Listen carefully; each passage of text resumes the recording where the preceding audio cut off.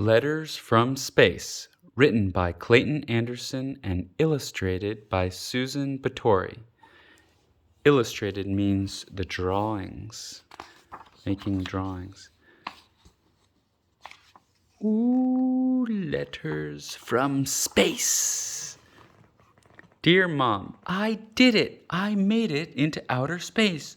Launch was so cool. I can't believe it happened. It was loud. It was scary. The entire space shuttle shook like crazy.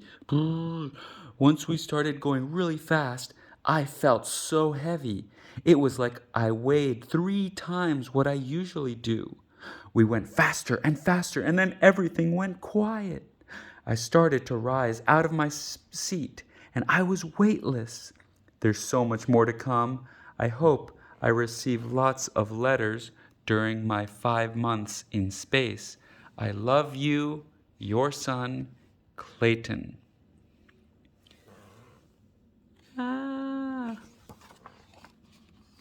Flight Day 4. Breaking news. Bobbleheads on International Space Station. Hello, Sutton. Did you see us on TV yet? My head looks ginormous. All the fluids in my body have gone to my head. In weightlessness, that's a very common in the first few days. Our hearts pump too much fluid into our heads because our brains think we are still on Earth. But with no gravity, it makes us look like we're a bunch of bobbleheads. It should go away soon. Our brain and blood flow systems will figure everything out fast. And I'm hoping I'll look more normal very soon. Keep watching, Clayton. Flight Day 11. Dear Mission Control, just wanted to let you know that I'm on day 3 of my 3rd pair of underwear.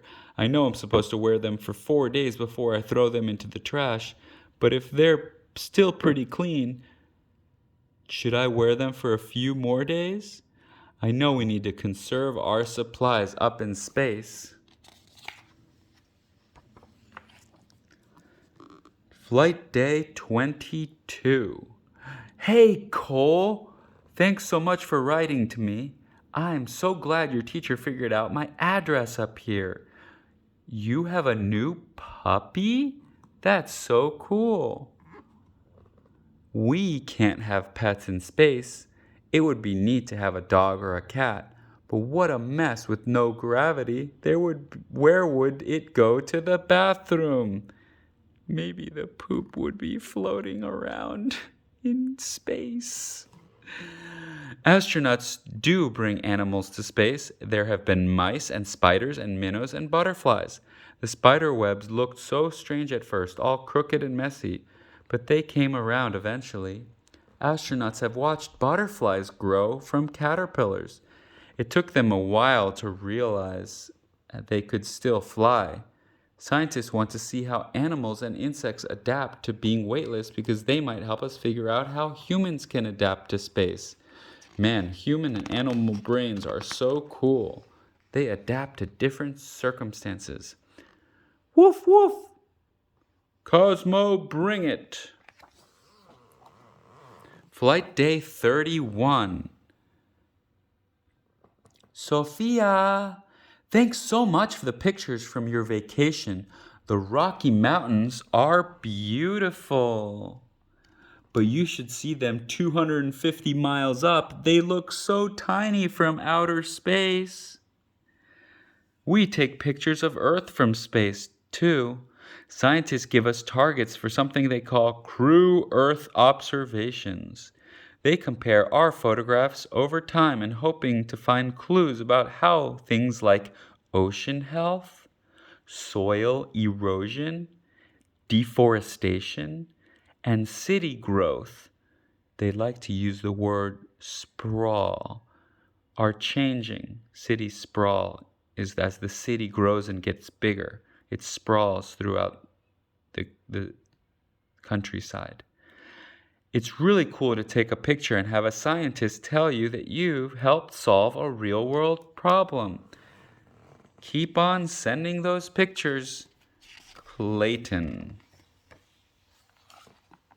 Flight day 45. Hello, brother. I just did a spacewalk and it was incredible. I put on my spacesuit and went outside to work in space. When I exited through the hatch, it was totally bleak outside. The sun was behind the earth and I couldn't see anything. But I turned my helmet headlights on and they worked. We were out there for 7 hours and I rode on the robotic arm that was like one of those guys who fix wires on utility poles. But in space! Man, did I have some great views of the Milky Way and the space station. Flight day 45. Spacewalking can really tire you out. It was hard in a thinking hard kind of way. You must be careful and think about every single thing. Mistakes are really bad and we don't get any do-overs. Danger on, off. Make sure you're doing everything correctly. Double check your work. You'll be happy to know my spacesuit worked perfectly. It was like I was in my very own personal spaceship. It had everything I needed: oxygen, drinking water, air conditioning, and I could talk to mission control. With no gravity, I was flying inside my suit. It was amazing. See you soon. Clayton. Flight day 92. Hey, mission control. Dang it, I lost my red marker again. I really want to find it because I love to label everything in red. Please let me know if you have seen it floating around space station on the live television feed. I hope it got sucked into it. I'm hoping it got sucked into one of the air vents. That's usually what happens. Clayton. He lost his red pen. The alien is trying to grab it. Flight day 125. Huh? Is he upside down? It's lunchtime in space, Anna. My favorite foods come from Russia. That's a good thing because my Russian crewmates all like American food. I'd love to start my meal with a can of stuff they call appetizing appetizer. It looks kind of like baby food. Yum. After that, I always love a nice can of lamb with vegetables and pork and potatoes.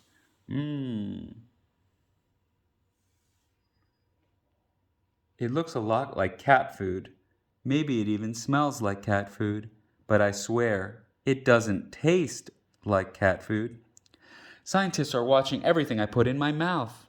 I send them notes every week and tell them all the food I ate. They want to know how much I eat, what I eat, and how often I eat. They are trying to figure out what diet will keep us healthy if we stay in space for a long, long time. Clayton. Flight day 129. Dear Doc S., I think I made a huge mistake today. I was opening a bag of butterscotch pudding for lunch and I squeezed the end of the bag just too hard. A big blob of pudding squirted out and flew across the module. It headed straight for my commander's face.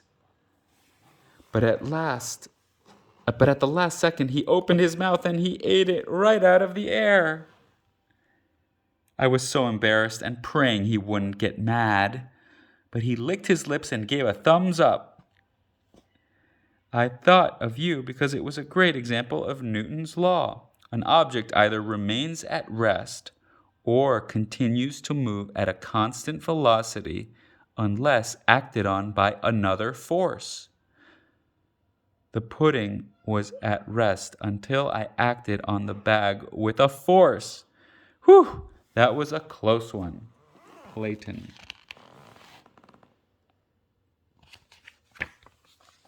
Flight day 134. Hey, Tommy, I was thinking of you today and how we used to read comic books in Julie's apple tree at home. But then I realized that up here in space, I'm Superman. Every single day.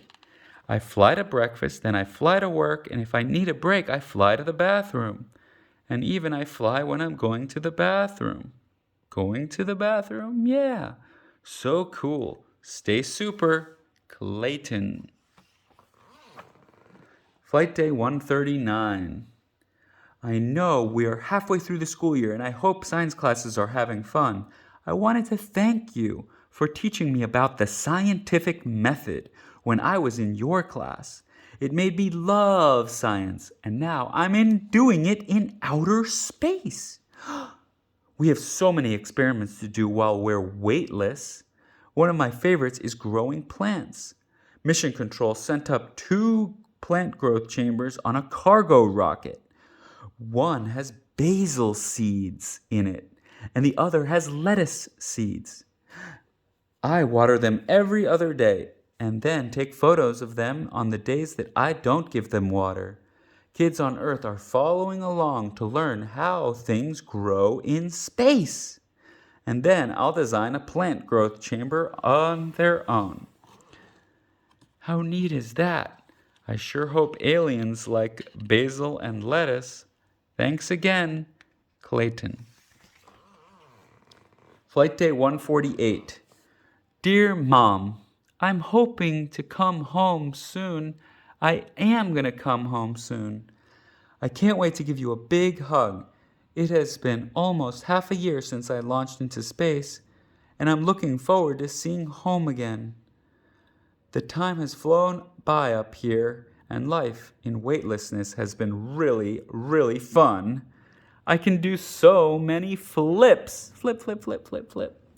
I could win an Olympic gold medal in gymnastics. I'm ready to feel the sunlight and the breeze on my face and smell fresh cut grass on planet Earth. I'm also ready for a nice big T-bone steak and baked potato. I'm so proud of everything we've accomplished. I can't believe I did 6 spacewalks and flew the robotic arm. Who would have thought a small town kid would end up living in outer space? I love you so much. See you soon, Clayton. I'm coming home soon.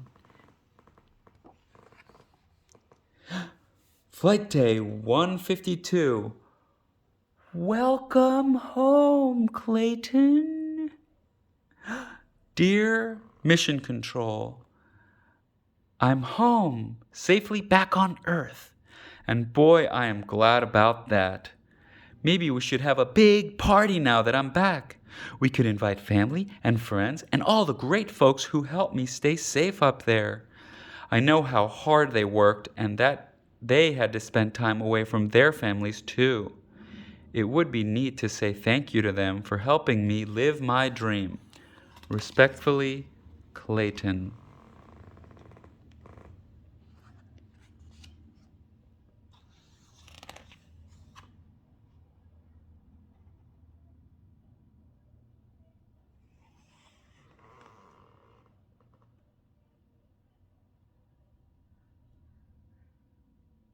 It's talking about how different things are in outer space. There's no gravity, so everything floats around.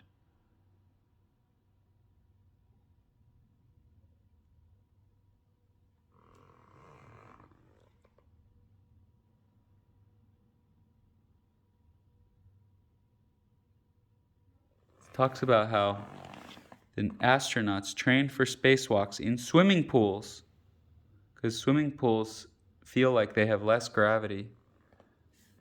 You can float in them. And this was written to my family and to every other family in the universe. Keep turning pages into dreams.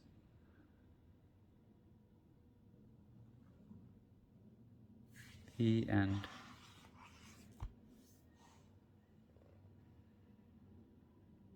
This was written by astronaut Clayton Anderson. It's about Clayton Anderson, who spent 152 days in space on the International Space Station. And while he didn't mail dozens of letters back to Earth, they would have burned up on re-entry.